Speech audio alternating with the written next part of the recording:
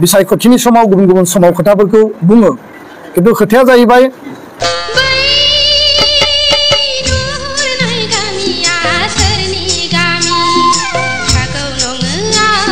बेसेबांबा हाजो सायाव बर' गामि बेसेबांबा रिउ रिउ हाजो गोजौ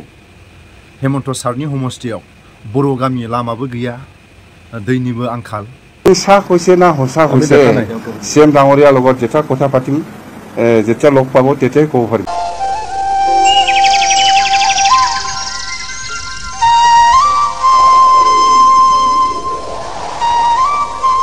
जेसेबांनो बुङा मानो हाग्रामा महिलारि सार बायदि मोजां मानसि गैया जोंनि बर'नि राजाया सोर जोंनि बर' हारिनि गेजेराव बर'नि राजाया हाग्रामा महिलारि सार प्रमद बर'खौ 6 मास बोसोरसे बोसोरनै बोसोरथाम बोसोरब्रै बोसोरबा नेयै नेयैनो 5 बोसोरा ओरैनो थांबाय प्रमद बर'खौ बाखनायनो प्रमद बर'नि खर'आ लावदुमदुम गिदिर जानानै थाबाय जेरै प्रमद बर'खौ 6 मास बोसोरसे बोसोरनै बोसोरथाम बोसोरबा नेनानै थानो हादों थिक हाग्रामा महिलारि सारखौ बिपिएफ पार्टिखौ बोसोरसे बोसोरनै सुख सान्थियै खामानि मावनो होनांगौ जेसेबांनो बुङा मानो हाग्रामा महिलारि सार बायदि खुला मानसि गैया आरो जोंनि बर' हारिनि गेजेराव बर'नि राजा होननानै बुङोबा हाग्रामा महिलारि सार बे न'खराव मा मिजिं लानानै बिथाङा गोबां लाख लाख थाखानि न' लुनानै इसि रुम गंनै लुनानै हैखो बेखौ एलिगेशनखौ मोनसे आफादनि सायाव बा सासे बिबानगिरि बा दैदेनगिरिनि सायाव बिथांमोननि एलिगेशन होनानै डिफेम खालामनो नाजानाय बेबायदि बिथांमोननि गोबांबार थांनाय समफोराव जोङो नुबोबाय भिडिअनि फुथियाव खोनाखाबाय लाब गैया गोरोन्थिया बयहाबो दं सोरबा आबसुआबो दं सोरबा गुबुनाबो दं सोरबा नों आंहाबो दं गावजों गाव बखिलायबाय थानानै लाब गैया इलेक्शन जोब्बाय रिजाल्ट होबाय अक्ट'बरनि 5 तारिखआव सरकार दागोन सुख सान्थियै सरकार दानो हो अक्ट'बरनि 5 तारिखआव बयबो सोरबा इउपिपिएल सोरबा आबसु गुबुन गुबुन दोलोआव थानाय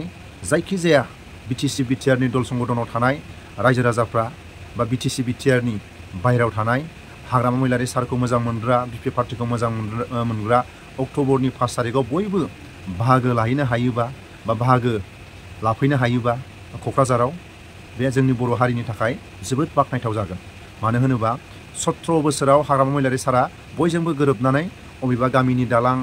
अबेबा गामियाव थांनाय लामा जायखिजाया गामिनि जा एसे एनै हायो बा समाजनि खामानिफोरखौ 17 बोसोराव बयजोंबो गोरोबनानै खामानि मावदोंमोन 5 बोसोराव प्रमद बर'आ 6 मास बोसोरसे बोसोरनै बोसोरथाम बोसोरबा सम बिनो बोसोरबायाव जेबो मावनो हायासै प्रमद बर'आ बोसोरबानि उनाव हाग्रामा महिलारि सारखौ स्ट्रं खामानि मावनो बिपिएफ पार्टिखौ स्ट्रं खामानि मावनो गेदेरमा रायजो राजाफ्रा फिनै लाबोफिनबाय बिनि थाखायनो सोरबा आबसु सोरबा इउपिपिएल सोरबा उमुक उमुक पार्टि गावजों गाव सोमखारिलायबाय थानानै जेबो लाब गैया आबसुनि खामानि मावनांगौआ जोंनि बर' हारिनि थाखाय देरसिन खामानि दिल्ली सरकारनि खाथियाव गुवाहाटी सरकारनि खाथियाव क'क्राझार सरकारनि खाथियाव आबसुनि सायाव सोनारनानै थायो आबसुआ जोंनि बर' हारिनि थाखाय स्ट्रं खामानि मावनांगौ दायथ' दं बिनि थाखायनो आबसुनि गेदेरमा सोरबा आबसुनि मानसिफोरखौ अभार बुंबाय थायोबा सोरबा गेदेरमा दैदेनगिरिनि मावनांगौ माखासे दायथ'आ लोरबां जायो इलेक्शन समाव सोरखौबा हेफाजाब होदोंमोन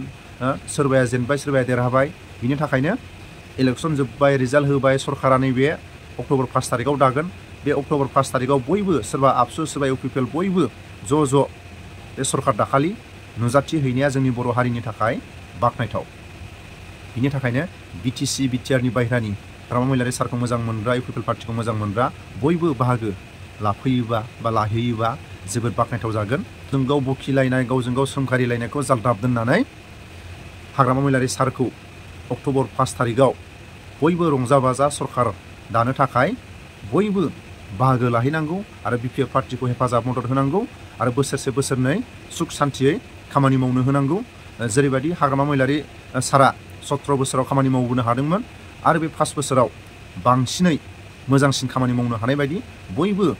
गोरोबलायनानै हेफाजाब मदद होनांगोन आरो बे अक्ट'बर 5 तारिखआव बयबो बाहागो लायोबा जोंनि बर' हारिनि थाखाय बाख्नायथाव जागोन सोरबा आबसु सोरबा इउपिपिएल बेबायदि बुंलायबाय थानानै जेबो लाब गैला खौसे जानांगौ इलेक्शन जोब्बाय रिजाल्ट होबाय अक्ट'बर 5 तारिखआव सरकार दागोन बयबो गोरोबलायनानै बिटिसि बिटिआरआ बोरै जौगागोन बिटिसि बिटिआरनि बाहेरायाव थानाय बर'फोरखौ माबोरै हेफाजाब मदद होनो हागोन आबसुआ आबसुनि खामानिखौ माव पार्टिया पार्टिनि खामानिखौ मावगोन सोरबा समाजनि खामानि मावग्राया मावगोन सोरबा फरायसाफोरनि खामानि मावनाया मावगोन आबसुआ जाथिनि देरसिन खामानि मावनांगौ थायो बिनि थाखायनो सोरजोंबा थेर फाथिबाय थानो सोरखौबा बखिनो सोरखौबा गावजों गाव गुलाय गुजाय खालामबाय थानो जेबो लाब गैया। ডক্টৰ হিমন্ত বিশ্ব শৰ্মাই এক বিস্ফোৰক অভিযোগ উত্থাপন কৰিছিল যে হাগ্ৰামা মহিলাৰীৰ উগ্ৰপন্থীৰ সৈতে সম্পৰ্ক আছে।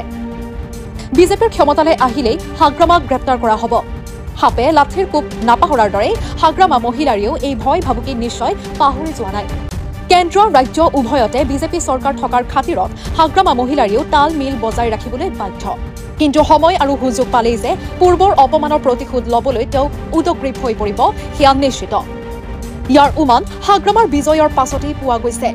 বিগত বিধানসভা নিৰ্বাচনত বিটিচিৰ 12খন আসনত প্ৰতিদ্বন্দ্বিতা কৰি BPF-এ লাভ কৰিছিল 4খন আসন। এইবাৰ বিটিচিত আসনৰ সংখ্যা 15। হাগ্ৰামা মহিলাৰী নিজেই আছে বিটিচিৰ মুৰব্বীৰ আসনত।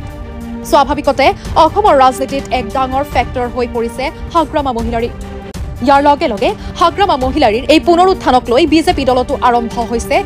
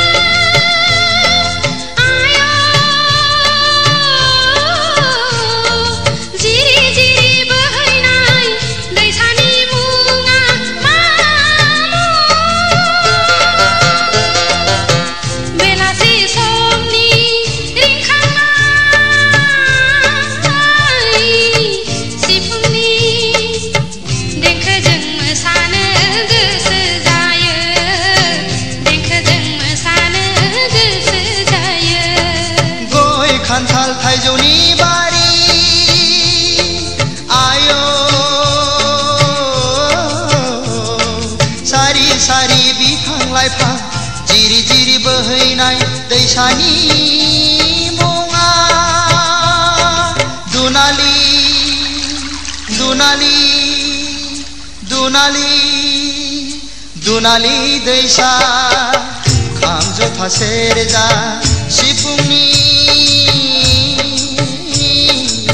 देंखोजों बराय हरो गोसो गोरबोजों बराय हरो गोसो गोरबोजों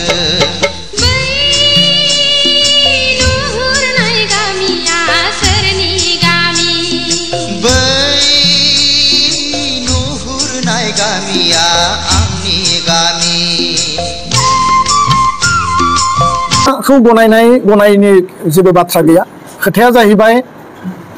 बेफोरो मोनसे राजनीतिक एजेन्डामोन। बयबो गावबा गावनि पलिटिकेल सार्भाइभेलिटिनि थाखाय बिसायख'थिनि समाव गुबुन समाव खोथाफोरखौ बुङो। किन्तु खोथाया जाहैबाय जे सरकारनि मुरब्बिया सरकारनि जाय चिफ जागोन बा सरकारखौ जायफोरा बेयाव दायित्व लानानै सालायगोन बिथांमोना मोनसे सिस्टेम डेम'क्रेसिनि सांबिधानिक बेबस्थानि मुरब्बी जायो आरो सिक्स शेड्यूलनि दा जाय चिफ जागोन बिनि मुरब्बी जागोन आरो बिनि जे माने गार्जेना जाहैबाय राज्यपाल आरो सरकारनि गार्जेना जाहैबाय सिक्स शेड्यूलाव चिफ आरो बिथांमोननि काउन्सिल आरो आसामाव आसामनि चिफ मिनिस्टार। बेखायनो भारत सरकारा खालामनाय जायखिजाया गोरोबथा बे गोरोबथाया सरकारनि पलिसिनि आधाराव जानाय गोरोबथा आरो बे गोरोबथाखौ संबिधानिक जायफोर मुरब्बी दङ जायफोर सरकारनि हेड आरो बे गभर्नमेन्टनि जिखिनि इन्स्टिटिउसन बिथांमोना बयबो मानिनो थाखाय बाध्य आरो बेखायनो बिथाङा पलिटिकेलि बुंदोंमोनब्लाबो बिथाङा जिहेतु बे माने सुक्तिनि सासे साखि उइटनेस आरो बिथाङाबो दायित्व दङ रेसपन्सिबिलिटि दङ फैबाय थानाय समाव बिटिआर गोजोन गोरोबथाखौ मावफुंनाया बिथांनिबो दायित्व आरो बिथाङा खाफाल गोनां होननानैबो जोङो बुंगोन जे 1500 कोटी टाकानि जिखिनि इन्स्टिटिउसन आरो जिखिनि इनफ्रास्ट्राक्चार गायसननो गोनां दंमोन भारत सरकारनियाव डिपिआर आरो एडमिनिस्ट्रेटिभ एप्रुभेल जिखिनि जानानै फैबाय दिनै हाग्रामा महिलारि बिथाङा गावनि आखाइजोंनो जि 1500 कोटी टाकाखौ एबसु एनडिबि आरो इउबिपिअआ सुक्ति खालामनानै मोनबोदोंमोन आरो प्रमद बर'नि सरकारनि टाइमाव बे प्रप'जेलखौ हरनाय जादोंमोन दिनै हाग्रामा महिलारि बिथाङा बे 1500 कोटी टाकानि इनफ्रास्ट्राक्चारनि डेभेलपमेन्टखौ गायसननो थाखाय बिथाङा दिनै खाबु मोनफैबाय आरो बिनि गेजेरजों बड'लेण्ड ओनसोला जौगानायनि मोनसे लामायाबो दिनै आरोबाव गोजौ लेभेलाव थांगोन बिनि अनगायैबो 60टा समष्टि जायोब्ला सिमाया आरो बारायबावोब्ला बे बाथ्राफोरखौ बिथांमोना मोनसे समाव सिमा बारायनायखौ बिरोधि खालामदोंमोन गोबाङानो बुंदोंमोन जे बेबायदि माने मा होनना बुङो फेरलेबसे सिमा बारायनानै मा जानो खिन्थु जों नुबाय जे गहपुराव बिश्वनाथाव शोणितपुराव बिपिएफ दोलोआबो गोबां भट मोनदों बिथांमोननोबो मेन्डेट होदों दा बेखायनो बे खोथाफोरखौ जों बितर्कआव लाबोनाङा खोथाया जाहैबाय एकर्डआ मोनसे जातीय दलिल हाग्रामा महिलारि बिथाङा बिएलटि एबसु लोगो नांनानै 2003 खालामनायाबो जोंनि हारिनि मोनसे जातीय अस्तित्वनि मोनसे एकर्ड 2020 आव जि एकर्डखौ खालामदों बेबो जातीय अस्तित्वनि मोनसे एकर्ड आरो बेखायनो नैबे समाव एकर्डनि फिथाइखौ मोनजानायनि सम जि एकर्डखौ खालामबाय एकर्डनि उनाव फिथाइ थायहोनो थाखाय एकर्ड इमप्लिमेन्टेसननि थाखाय जों खामानि मावबाय आरो दिनै गोदान सरकारा बे एकर्डनि फिथाइखौ मोनजागोन बड'लेण्डनि रायजो राजाफ्रा मोनजागोन आरो बियो मोनसे मोजां माने एचिभमेन्ट होननानै आं बुंनो सानो आरो बेखायनो हाग्रामा महिलारि बिथाङा एकर्डनि मोनफ्रोमबो दफाखौ बिथाङा मावालासिनो थानाय नङा बिथाङा मावगोन आरो बे जोंनिबो आपिल आरो बे बड'लेण्डनि रायजो राजानि सार्थ बर' हारिनि सार्थनिसो मोनसे एकर्ड आरो बेखाय बेखिनि बाथ्राखौ आं फोरमायबाय गोजोन्थों खोथाया स्पष्ट जे 5 बोसोराव भारतनि प्रधान मन्त्रीखौ जों खावलायबोदों बिथांमोना जेब्लाबो बुंबोदोंमोन जे जों नेक्स्ट सेसनाव 125 एमेन्डमेन्टखौ लाबोगोन आरो बे समावनो त्रिपुरानि जेंनाया फैबाय माब्लाबा मेघालयनि जेंनाया फैदों माब्लाबा मिज'रामनि जेंनाया फैदों आसामनि कार्बि डिमासा आरो बड'लेण्ड बेयाव आसाम सरकारा बुंदों जोंहा कुनु डिमट गैया 125 एमेन्डमेन्टखौ पास खालामनायाव जोङो जेब्लायबो पजिटिभ आरो सरकारखौ जोङो जोंनिफ्राय माने एनअसि नो अबजेक्शन जोङो हरबाय होननानै बुंदों फैयै फैयै 5 बोसोराव जोङो लुबैदोंमोन जे बे एकर्डनि 125 एमेन्डमेन्टआ पास जानांगौ नाथायबा थांनाय मनसुन सेसनाव बेखौ बिलखौ पास खालामगोन होननानै गृह मन्थ्रिया बुंसेयावबो गोबां माखासे सेसनाव दावराव दावसि जानायनि थाखाय माने बे बिला फैदिया बेखायनो जोंनि दाबिया जाहैबाय फैबाय थानाय विन्टार सेसन डिसेम्बर दानाव जानो गोनां जि विन्टार सेसनाव बे बिला पास जानांगौ आरो गृह सचिब गबिन्द महन बिथांखौ जोङो थांनाय आगस्ट दानाव लोगो हमनानै जों बुंनानै फैदों बिला जुदि पास जायाब्ला बा बिलखौ जुदि लाबोआब्ला आरो बिलखौ लाबोनायनि तागिदायाव दुलाराय बर' फरायसा आफादा अक्ट'बर दाननिफ्राय आन्दोलन खालामगोन होननानै अलरेडि बे आगस्ट दानाव जुलाइ दानाव डिक्लेयार्ड मोनसे जोंनि पलिसि डिसिसन बे जोंनि थांखि आरो बेखायसो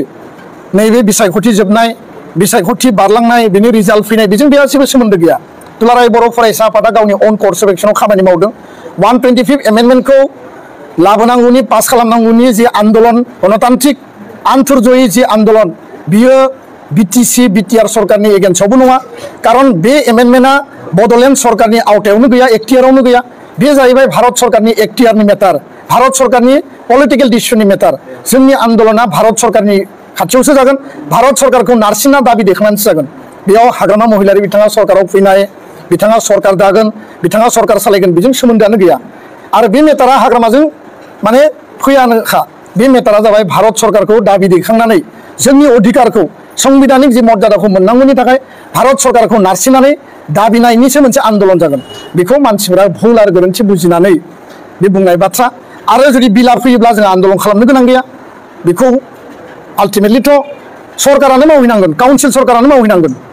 आरो बिनि सुबिदाखौ बिथांमोनानो मोनजागोन बे खोथाया गासिबो स्रा स्रा स्पष्ट गोजोन्थों